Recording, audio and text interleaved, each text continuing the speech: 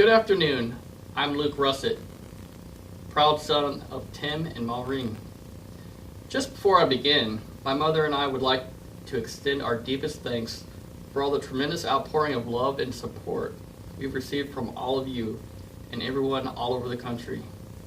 Yesterday at the wake, we were very touched.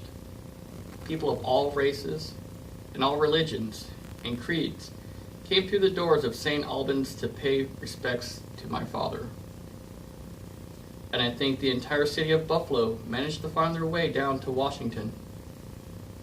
So today I would like to tell you about my father, who he was, who he loved, and who he touched. To get an idea of who my father was, I want to take a play from his playbook. You know, earlier today I delivered my father's eulogy, and I would like to share a few excerpts.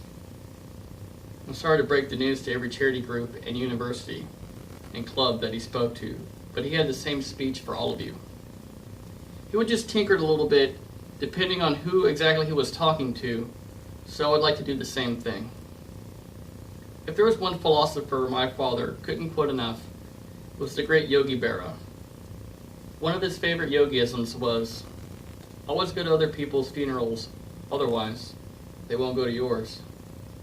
Well, everyone in this audience can rest assured because, please know, Tim Russet will be at your funeral.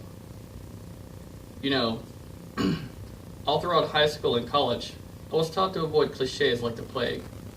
But there's really one thing that defines my father and the prism in which he saw life.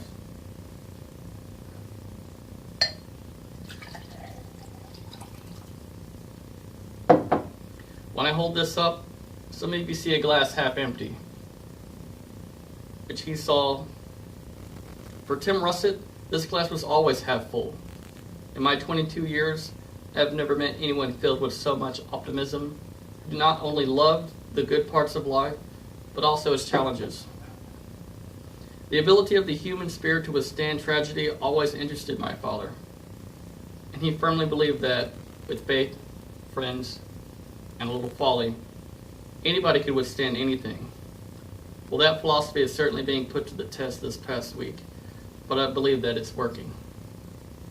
This past week has definitely been a whirlwind of emotion.